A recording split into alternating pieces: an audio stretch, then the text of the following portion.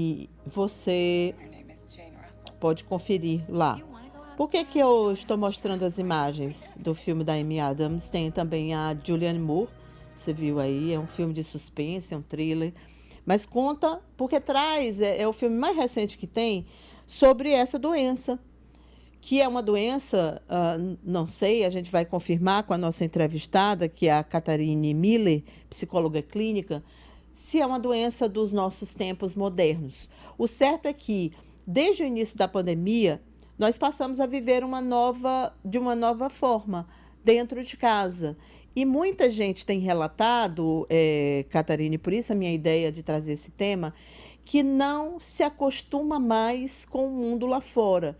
Eu ouço muito isso e vejo e leio muito isso nas redes sociais, que as pessoas estão, mesmo podendo sair, elas não estão saindo, então elas continuam com os hábitos que elas adquiriram, comprar pelo delivery, evitar o máximo sair de casa, porque a casa tornou-se o único lugar seguro para elas.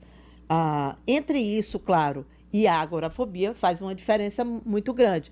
Mas você acredita que seja possível que pessoas possam desenvolver por conta desse hábito que nós somos forçados a adquirir? Bom dia. Bom dia, Cíntia. E então, né, é um tema bem importante esse que você está trazendo, né, para o programa de hoje, até porque estamos vivendo uma época de readaptação a algo que nunca tínhamos vivido anteriormente, né?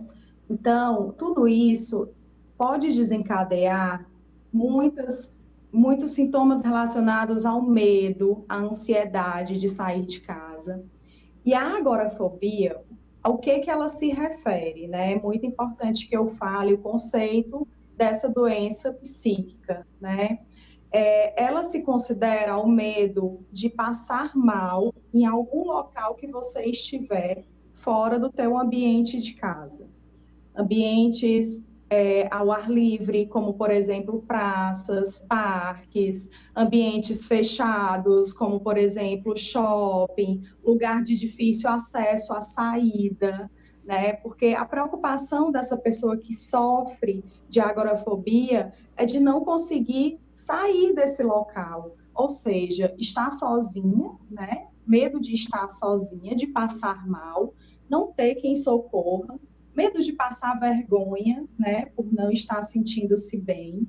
Então, todos esses contextos aí de vida, né, que a gente vai tendo no nosso dia a dia, que é o sair de casa, que é o encontrar com pessoas, né, sejam da nossa convivência ou não, eles vão ser para essa pessoa que está com agorafobia bem insuportáveis, né, ao ponto de ela se isolar, de com isso ela perder essa vida social dela, né, para poder se proteger. O que é que também acontece, né, de essa pessoa entender que ela só pode sair se ela estiver acompanhada. Então, ela vai evitar sair de casa sozinha, né, vai acabar também ficando muito dependente de uma companhia para poder sair de casa, tudo em nome desse medo de passar mal e assim ser uma situação vergonhosa e conflitante para aquela pessoa.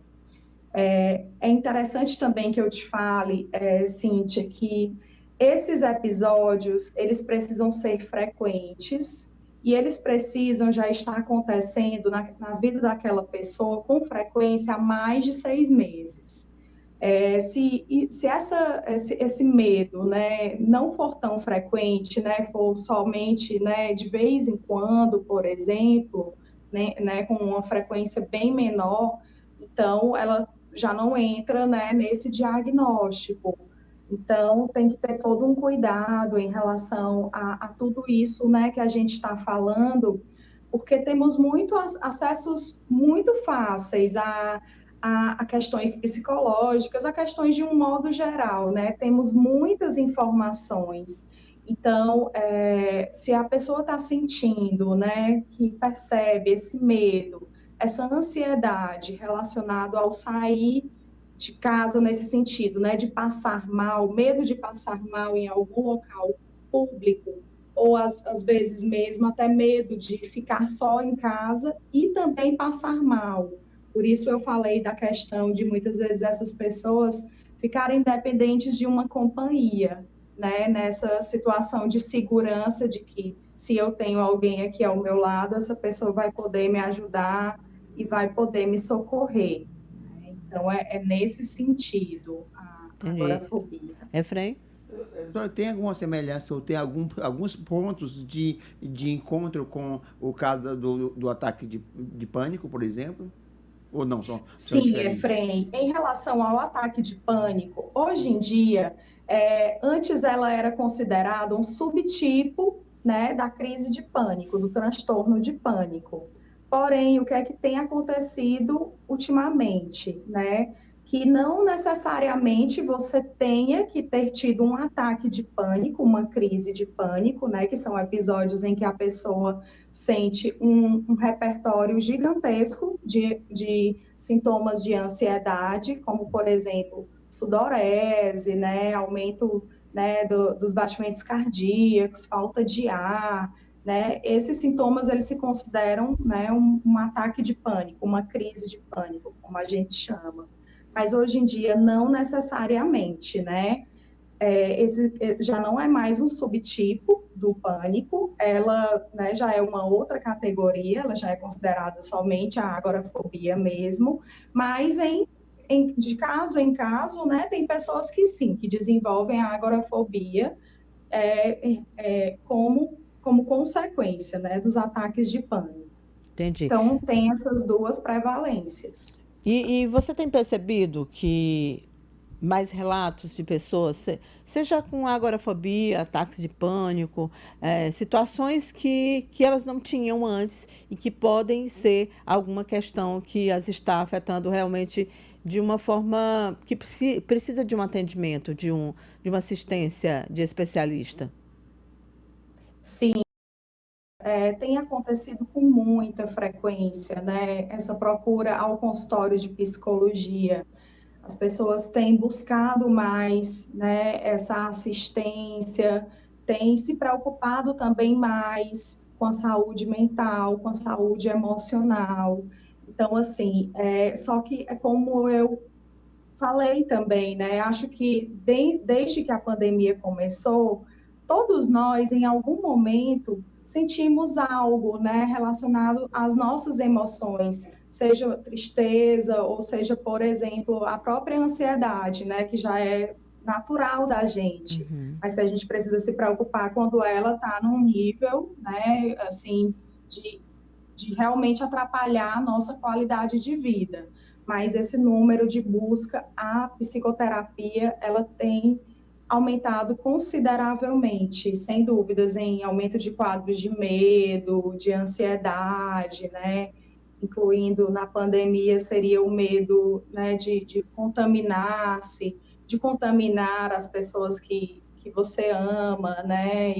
Ou até mesmo alguém que você não conheça, né? Então, por si só, já é um cenário em que o medo se instala. Então, esse conforto que as pessoas estão tendo, a gente percebeu agora nessas quarentenas, que dá, exemplo, para viver em casa, né? Porque tem supermercado, é possível chamar por um comunicado no smartphone. Então, tu tem um certo conforto que o mundo virtual te traz para dentro de casa, para o mundo físico. E isso pode gerar assim, um conforto da pessoa, a pessoa ficar acostumada e desenvolver essa doença?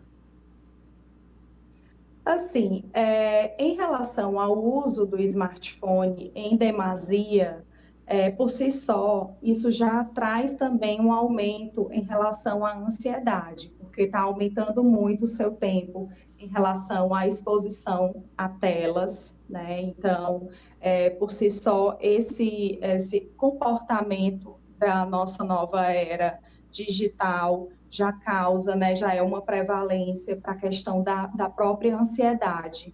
E assim, quando a gente, como hoje a gente está falando de agorafobia, a ansiedade, a agorafobia, ela vem da ansiedade, né? Então, não necessariamente você vai desenvolver, né, esse transtorno, Mas a partir do momento que você se percebe mais ansioso, mais acelerado, né, com algumas alterações que antes isso não acontecia e agora está acontecendo, então, assim, né, a gente precisa despertar para essa observação, procurar ajuda, falar com alguém sobre o que está se passando também, né? Não utilizar somente ali, eu chamo muito doutor Google, né? Porque ali muitas vezes mais fortalece essa ansiedade, esse medo do que nos ajuda, do que resolve, né, a nossa dúvida. Entendi. Muitas vezes não resolve, né? Só potencializa aquele medo.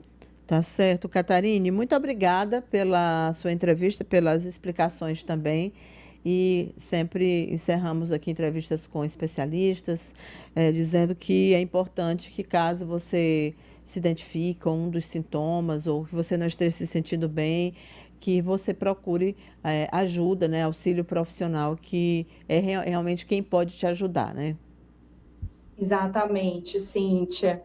É isso. O que a gente não pode é ficar passando por esse sofrimento sozinhos e calados, né? A gente tem que falar com alguém da nossa confiança.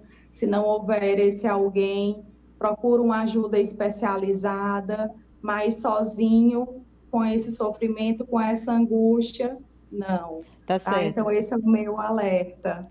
Obrigada mais uma vez.